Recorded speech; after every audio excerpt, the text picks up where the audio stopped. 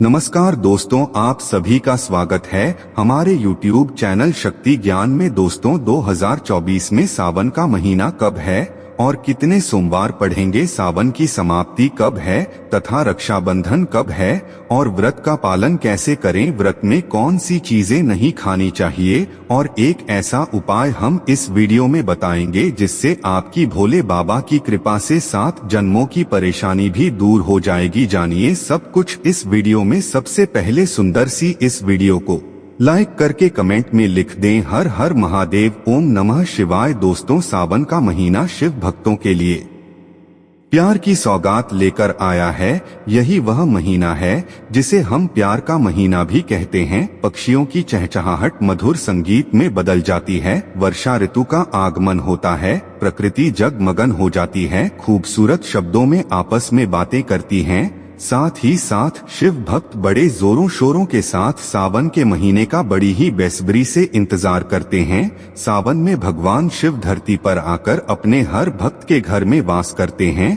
और उनकी सच्ची भक्ति से धन धान्य करते हैं। सावन का हर एक दिन बहुत ही शुभ माना जाता है, हर दिन पवित्र होता है, हर दिन भगवान शिव की पूजा की जाती है। लेकिन सोमवार के व्रत की बात ही कुछ और होती है, पवित्र और शुभ दिन होता है सोमवार का दिन। इस दिन व्रतधारी व्रत रखकर संपूर्ण फलों की प्राप्ति करते हैं और अगले दिन सावन के पवित्र महीने में फिर से सोमवार के व्रत के आने की कामना करते हैं ताकि सावन में हम व्रत का फिर से संपूर्ण पालन और फल प्राप्त कर सकें। दोस्तों आपको बता दें, इस बार सावन का महीना 2024 22 जुलाई और सोमवार के दिन पड़ेगा। सावन की समाप्ति होगी 19 अगस्त के दिन और सावन के आखिरी सोमवार के दिन ही 19 अगस्त यानी सोमवार के दिन ही रक्षाबंधन का त्योहार भी मनाया जाएगा। दोस्तों अब जानते हैं सावन के इस पवित्र महीने में कितने सोमवार पढ़ेंगे और आपको कितने व्रत रखने हैं।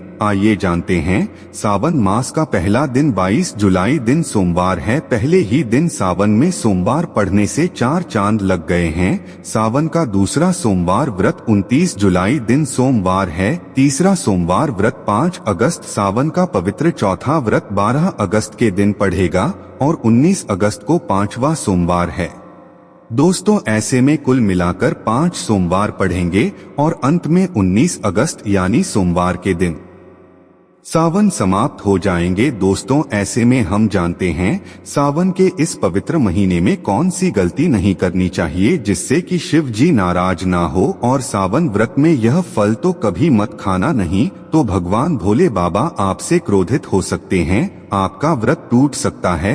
आइए जानते हैं कुछ ऐसी सावधानियां जिसे भूल कर भी नहीं करना चाहिए। दोस्तों नंबर 1, शास्त्रों में कहा गया है कि व्रतधारी को उधार मांगकर फल आदि नहीं खाने चाहिए, इससे पाप लगता है और व्रत अधूरा रह जाता है। सोमवार का व्रत हो या कोई भी व्रत क्यों न हो, पड़ोसियों से मांग कर भी व्रत आदि में फल वगैरह नहीं खाने चाहिए। व्रत में उधार मांगकर खाने से व्यक्ति का व्रत झूठा हो जाता है। ईश्वर की शरण में आने पर व्यक्ति को झूठ नहीं बोलना चाहिए, कर्ज नहीं लेना चाहिए, चुगली आदि नहीं करनी चाहिए, उधार मांग कर भी नहीं खाना चाहिए। अगर आपको कोई अपनी मर्जी से खाने के लिए व्रत में कुछ देता है तो उसे आप खा सकते हैं, लेकिन व्रत में कम से कम उधार मांगकर फल आदि नहीं खाना चाहिए, इससे पाप लगता है और व्यक्ति की पवित्रता भंग हो जाती है। दोस्तों नंबर 2, सोमवार का व्रत हो या सावन का व्रत, आपको नाशपाती नहीं खाना चाहिए। दरअसल इस फल का नाम नाशपत्ती यानी नाश करने वाला होता है, इसलिए इस फल को व्रत में नहीं खाना चाहिए। व्रत आदि को छोड़कर किसी और दिन आप कभी भी खा सकते हैं, लेकिन अगर जिस दिन आपका व्रत हो उस दिन नाशपाती का सेवन नहीं करना चाहिए, भगवान को भी नाशपाती नहीं चढ़ना चाहिए। दोस्तों नंबर 3, कुत्तूम का आटा खाने से भी आपका व्रत टूट सकता है। आपको बता दें लंबे समय से रखा हुआ आटा आपका व्रत भंग कर सकता है। दरअसल पुराने आटे में घुन आदि कीड़े वगैरह पड़ जाते हैं जो ठीक तरह से दिखाई भी नहीं देते। ऐसा आटा खाने पर दरअसल आप मांस का सेवन करते हैं और व्रत में कीड़े खाना घोर पाप के बराबर माना गया है और आपका व्रत भी भंग हो जाता है। व्रत में ताजा आटा खाना चाहिए। लंबे समय से रखे हुए आटे में कीड़े पड़ जाते हैं, ऐसा कभी ना करें। व्रत हमेशा शुद्धता में ही रखना चाहिए। सावन का महीना बड़ा ही पवित्र महीना माना गया है, इसीलिए यह 5 चीजें भगवान शंकर के पास कभी ना रखें। तो चलिए जानते हैं दोस्तों। नंबर 1, जहाँ रखा हो शिवलिंग या महादेव की कोई भी प्रतिमा, तो वहाँ पर भूलकर भी चप्पल जूते लेकर नहीं जाना चाहिए। जरा सोचिए, जब आपके कमरे में कोई चप्पल लेकर प्रवेश करता है तो आपको कितना क्रोध आता है। इसी कारण महादेव भी आपसे नाराज हो जाते हैं और आपको मिलने वाला फल नष्ट हो जाता है।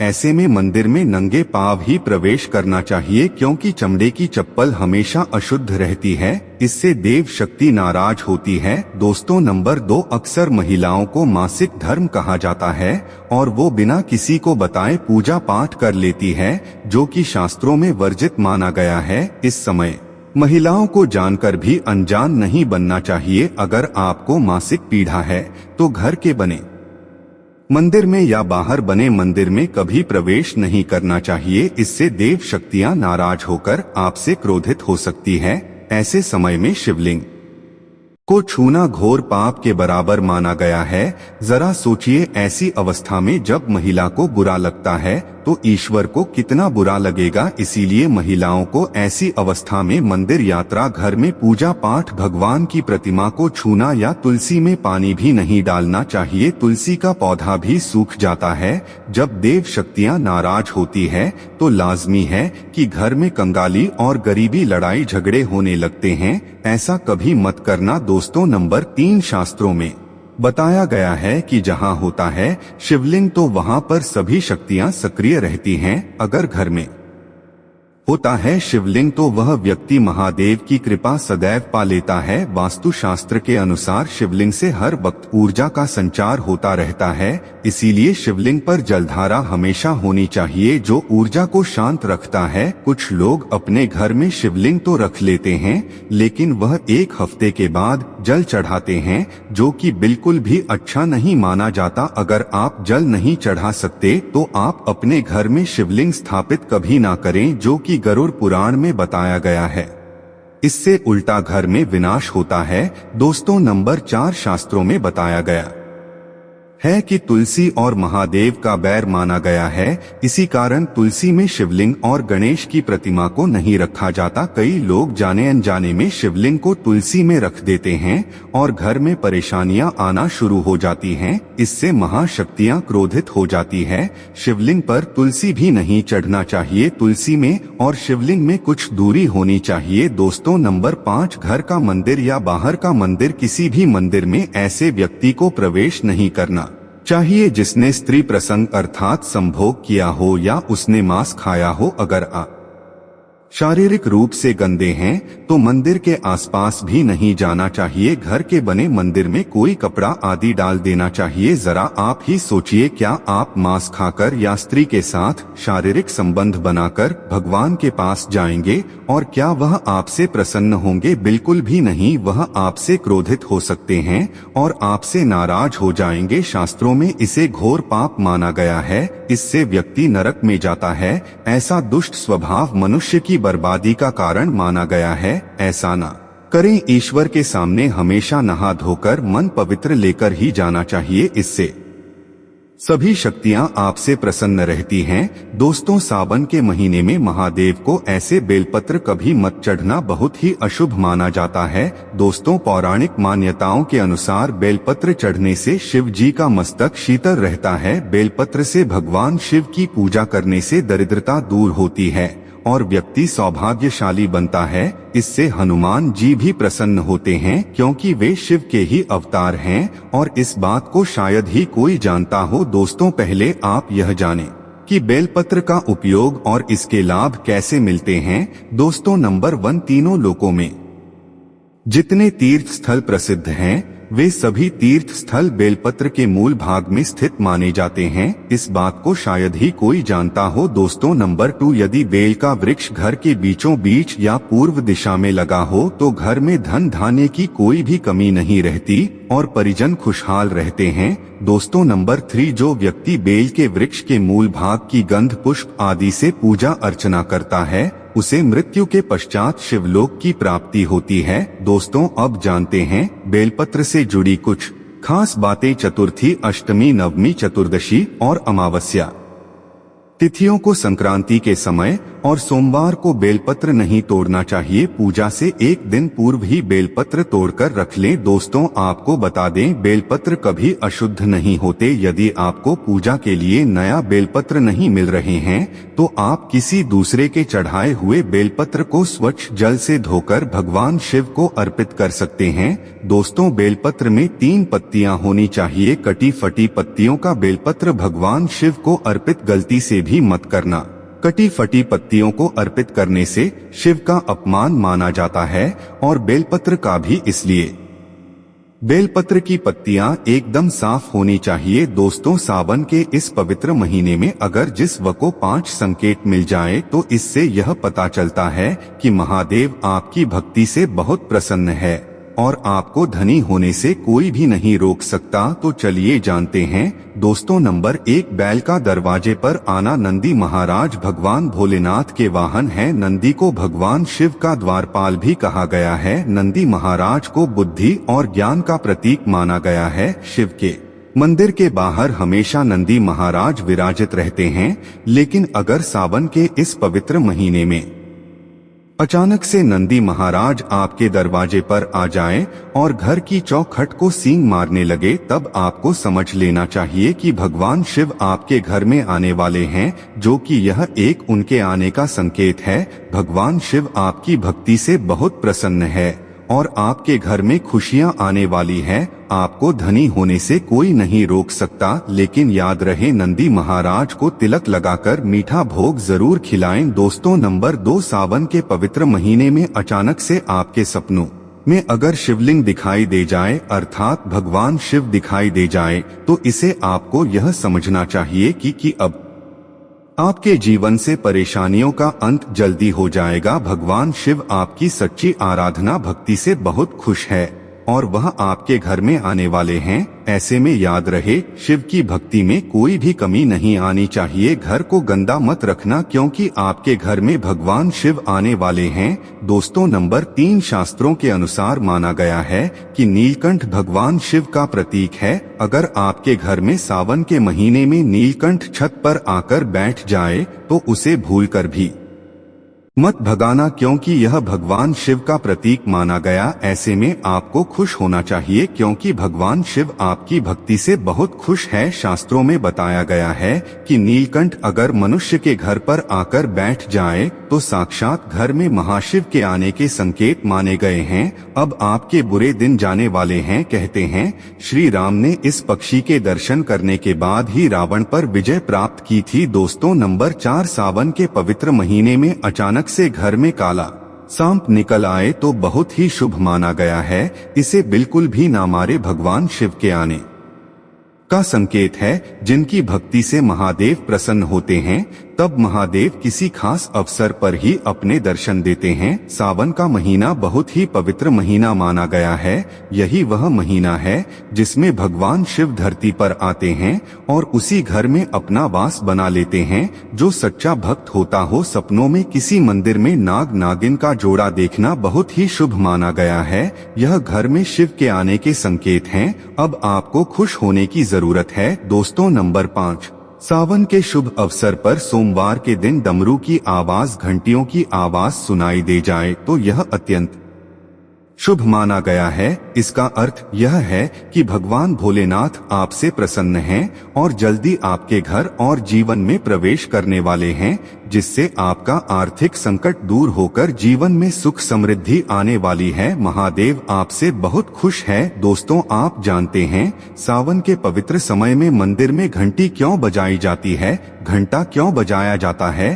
ताली क्यों बजाई जाती है? मंदिर के कारण क्या है? शंकर के मंदिर में घंटी क्यों बजाई जाती है? शंकर के मंदिर में घंटी को क्यों बजाया जाता है, ताली को बजाना क्यों ना करा जाता है, शिव मंदिर में किस ये करा जाता है? तो यह पुराण है कि मंदिर के अंदर या घर के अंदर आप गरुड़ घंटी जब जाते हो, घंटी का नाद जब करते हो, तो शिव महापुराण की कथा और लिंग पुराण की कथा, विष्णु पुराण की कथा कहती है, मात्र घंटी का नाद कर देने से जितने भूमि पर तीर्थ है, जितने साधक साधना कर रहे होते हैं, जितने तप कर रहे होते हैं, जितनी पवित्र नारी स्त्री का पालन कर रही होती है, जितने दान हो रहे होते हैं, कुछ समय पर जिस समय तुमने घंटी बजाई है उस पल वह सारे पुण्य घंटी का नाद करते से तुम्हारे खाते में आ जाते हैं। शंकर जी के मंदिर में जाकर ताली का नाद किया जाता है। ताली शिव मंदिर में क्यों बजाई जाती है? मंदिर में जितने भी बैठे होंगे, जो भजन कर रहे होंगे, जो साधना कर रहे हैं, अभिषेक कर रहा है, पूजन कर रहा है, 3 बार ताली बजाने से उनका सारा का सारा पुण्य हमारे खाते में आ जाता है, खींचा चला आता है, हमारा भाग्य प्रबल हो जाता है, 1 सेकंड में हमारे खाते में आ जाता है और हमें लगता है हम शंकर को रिझा रहे हैं। शंकर को रिझाएं शिव जरूर देते हैं। घर में गरुड़ घंटी का नाद करना दोस्तों, इसलिए बच्चों को खेलने के लिए घंटी नहीं दी जाती। गरुड़ घंटी कोई खेलने को नहीं देता, दूसरा सामान दे देंगे, पर गरुड़ घंटी नहीं देंगे। क्यों नहीं देते? क्योंकि गरुड़ घंटी का जब नाद किया जाता है तो सबका पुण्य हमारे खाते में जाता है। कोई साधारण है, घंटी बजाना पूजन के समय, स्मरण के समय पर भजन करना चाहिए, इसलिए घंटी भी हर कभी नहीं बजाई जाती। और आपसे भी निवेदन है, मंदिर में भी जाओ तो घंटी का नाद करो तो बड़े प्रेम से करो, ऐसे नहीं बजाओ बजाए जाओ। कई मंदिरों में मंदिर का पट बंद हो जाता है तो भी लोग घंटी बजा देते हैं। दोष लगता है। भगवान अगर मंदिर में सो रहे हैं तो उस समय घंटी बजाना घोर पाप माना जाता है। जिस जगह पर ब्राह्मण विद्वान है, साधक हैं, संत हैं, साधु हैं, मंदिर अगर बंद होता है तो उसके साथ में घंटी के नीचे के भाग को रस से ऊपर बंद दिया जाता है, जिससे बजे ना कहते हैं। अगर भगवान अगर विश्राम कर रहे हैं, सो रहे हैं, निंद्रा अवश्य है या पट बंद है, कुछ समय पट बंद का समय है और घंटी का अगर नाद हो जाए तो कहते हैं 11 ब्राह्मण के भूखे रहने का दोष लग जाता है। जीवों को मात्र घंटी बजा देने पर अगर भगवान विश्राम में है, पट बंद, दरवाजा बंद और लिखा हुआ है समय मंदिर खुलने का समय 11 बजे से 3 बजे तक मंदिर बंद होने का समय, और तुमने यदि समय देख लिया फिर भी तुमने तो देख लिया और तुम उस समय कह रहे हो मैं दूर से आया हूँ, घंटी तो बजाऊंगा, तो ऐसा करने से कई लोगों के भूखे रहने का दोष आपको लग जाता है। घंटी बजाने का सबसे शुभ समय माना जाता है सुबह 4 बजे से लेकर सुबह 11 बजे तक अत्यंत दुर्लभ और मंगलकारी माना जाता है। इस समय घंटी बजाना और रात के समय शाम 6 बजे से लेकर रात 11 बजे से पहले तक पूजा पाठ तथा घंटी बजा लेनी चाहिए, क्योंकि 12 से पहले तथा 12 के बाद मंदिर के पट बंद कर दिए जाते हैं। इस समय देवी देवता विश्राम करते हैं, निद्रा में चले जाते हैं। इस समय उन्हें जगाना मतलब घोर पाप का भागीदार बनने के बराबर है। आप अपने पुण्य नष्ट कर सकते हैं। दोस्तों, एक आखिरी ऐसा उपाय है जिसको अगर आपने सावन के पवित्र महीने में कर लिया तो दुनिया की कोई भी ताकत, कोई भी शक्ति आपको करोड़पति होने से रोक नहीं पाएगी। बस कर लेना यह उपाय। सावन बार बार नहीं आता है, उपाय जरूर करना। इस समय भगवान शिव सक्रिय अवस्था में होते हैं, जो मांगो अवश्य होती है हर कामना। दोस्तों, आज हम आपको बताएंगे मात्र कुछ ही समय में आपके जीवन से कर्ज हमेशा के लिए उतर जाएगा। अगर ना उतरे तो आप हमारे चैनल शक्ति ज्ञान को अनसब्सक्राइब कर देना। हम आपको कागज, पेन, कॉपी आदि पर लिख कर दे सकते हैं कि मात्र कुछ ही समय में इस उपाय से आपका कर्ज तुरंत उतर जाएगा। घर से तमाम तरह की परेशानियां, गृह कलेश, पति पत्नी की परेशानी, नजर दोष, राहु दोष, मंगल दोष, पितृ दोष, गरीबों का दोष, भयंकर काल सर्प दोष, शनिदेव देव का दोष, वर्षों पुरानी यदि किसी की बद्दुआ, काला जादू अगर जीवन में किसी ने कर रखा है तो वह मात्र इस उपाय से पल भर में ही दूर हो जाएगा। दोस्तों ना कम ना ज्यादा पूरे 5 काम आपको करने हैं। दोस्तों अक्सर हम शौक के लिए क्या कुछ नहीं करते, यहाँ तक कि अपना घर तक गिरवी रख देते हैं। नौबत यह भी आ जाती है कि कुछ लोग तो कर्ज के कारण अपना घर तक छोड़ देते हैं, और वैसे देखा जाए तो कर्ज से बढ़कर कष्टप्रद कोई स्थिति नहीं होती। कर्ज एक श्राप की तरह होता है जो अगर एक बार लग जाए तो बिना उपाय किए उतरता ही नहीं है। अगर आप भी कर्ज के बोझ से परेशान हैं तो इस उपाय का प्रयोग अवश्य करें। 2 से 8 दिन के अंदर लाभ मिलने लगता है।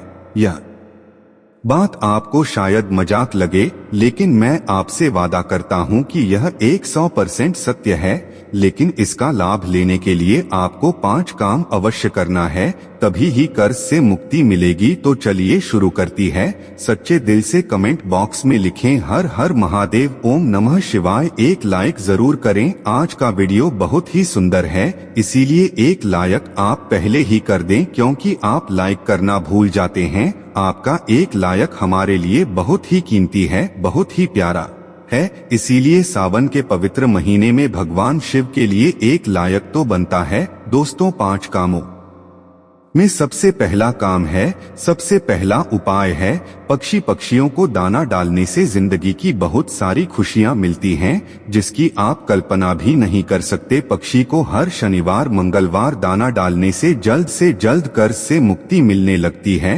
शिव पुराण के अनुसार भगवान शिव कहते हैं, यदि व्यक्ति के जीवन में कर्ज हो तो उसी समय उस व्यक्ति को पक्षी को दाना डालना चाहिए तथा पानी पिलाना चाहिए। भगवान शिव कहते हैं, माटी के प्याले में जिस पक्षी को पानी पिलाया जाता है तो उस व्यक्ति की 7 पीढ़ियां कभी कर्ज नहीं भोग। माता पार्वती भगवान शिव से कहती हैं, हे महादेव, यदि पिछले जन्म का कर्ज वह अगले जन्म में चुकाना चाहे तो उस मनुष्य को क्या करना चाहिए। दोस्तों तब भगवान शिव मां पार्वती से कहते हैं, हे देवी, इसका सीधा प्रश्न मैं आपको देता हूँ। अगर मनुष्य ऋण मुक्त होना चाहता है, कर्ज से मुक्त होना चाहता है, अगर वह अपने पापों से मुक्ति पाना चाहता है, तो उसे पक्षियों की निस्वार्थ भाव से सेवा करनी चाहिए, दाना पानी उन्हें देते रहना चाहिए। तभी ही मैं प्रसन्न रहता हूँ और व्यक्ति को ऋण मुक्त करता हूँ। अगले जन्म तक पीढ़ी दर पीढ़ी उसकी कभी कर्ज की भागी नहीं होती। अगर आप भगवान शिव के कहने से एक बार उनकी राह पर चल दिए, तब आप जीवन में कभी कर्ज की कोई भी जरूरत नहीं होगी। आपको कर्ज लेने की आवश्यकता नहीं पड़ेगी, बल्कि तेजी से आपके घर में सुख शांति आएगी, धन बढ़ेगा, वैभव की प्राप्ति होगी। और यह उपाय करने के बाद इसका असर आपको 2 से 3 दिन में दिखने लगता है। यह कर्म तो जरूर करें, क्योंकि साक्षात भगवान शिव ने मनुष्य को कर्ज से बचाने के लिए बोला था। दोस्तों चींटियों को अगर उनके मन के अनुसार खाना खिलाया जाए, भोजन कराया जाए, तो जिंदगी का वह सारा सुख मिलता है जिसकी हर किसी को जरूरत है। इसलिए यह उपाय भी करते रहे। ऐसा करने से जल्द कर्ज से मुक्ति मिल जाती है। चींटियां धरती पर मनुष्य का कर्ज कम करने के लिए ही धरती पर वास करती है। अगर मनुष्य इस बात को समझ जाए कि चींटियां हमारे कर्ज के बोझ को सहती हैं, कम करती हैं, कर्ज को घटा हैं, तब उसी क्षण हमारे भारत में कोई भी कर्ज का भागी नहीं बनेगा। कर्ज के बोझ के कारण उसे अपना घर गिरवी नहीं रखना पड़ेगा, किसी भी शादीशुदा स्त्री को अपने गहने गिरवी नहीं डालने पड़ेंगे, भूमि आदि को परेशानियों के चलते बेचना नहीं पड़ेगा। दोस्तों चींटियों का तो काम ही होता है मनुष्य के जीवन से ऋण को हमेशा के लिए दूर करना। कर्ज को चींटियां कैसे कम करती हैं, वह हम आपको उपाय बताने वाले हैं, तो वीडियो के अंत तक बने रहना। चींटियों को यह एक चीज अवश्य खिला देना, उसी दिन से आपका कर्ज धीरे धीरे उतरने लगेगा। क्या चीज खिलानी है हम वीडियो में बता रहे हैं, बस आप कंटिन्यू बने रहना और वीडियो को लाइक जरूर करें। शक्ति ज्ञान चैनल कभी आपके साथ धोखाधड़ी नहीं करता, हम सटीक जानकारी आपको देते हैं। दोस्तों देखिए चींटियों को आप ऐसा क्या खिलाएं जिससे उसी क्षण हम ऋण मुक्त हो जाएं, कर्ज हमारा छूमंतर से उतर जाए, क्योंकि हमने शुरू में ही बताया था, शास्त्रों में लिखा है कि चींटियां मनुष्य का कर्ज कम करती हैं, कर्ज को घटा देती हैं, समाप्त कर देती हैं। बस चींटियों को खिला देना, यह एक चीज शास्त्रों के अनुसार माना जाता है कि जब यमराज के दूत मृतक के शरीर से उसकी आत्मा यमराज जी के पास लेकर के जब पहुंचते हैं, तब उसे कुछ याद नहीं रहता, तब उसके कर्म ही चींटी उसके कान तक पहुंचकर याद दिलाती है और तब वह यमराज जी के सामने बोल पाता है। चींटियों को गुरुवार, शनिवार, मंगलवार और बुधवार के दिन यदि बेसन के लड्डू, सुनते रहिए, यदि सावन के महीने में बेसन के लड्डू खिलाए जाएं तो चींटियां प्रसन्न हो जाती हैं और मनुष्य को आशीर्वाद देती हैं। चींटियों को ग्रहों की रानी कहा जाता है। नवग्रह का चींटियों में साक्षात वास होता है। वेद पुराण के अनुसार साक्षात चींटियां माता लक्ष्मी को आपके घर तक ला देती है। घर में माता लक्ष्मी को लाने का सबसे बड़ा हाथ चींटियों का ही होता है, क्योंकि चींटियां प्रसन्न तो माता लक्ष्मी भी प्रसन्न। चींटियां को चीनी खिलने से ग्रह शांत होते हैं। ग्रह यदि एक बार शांत हो जाए तो मनुष्य खुद ब खुद राजा बन जाता है। करोड़पति महाधन घर में तेजी से धन चुंबक की तरह खींचा चला आता है। यह दूसरा उपाय है।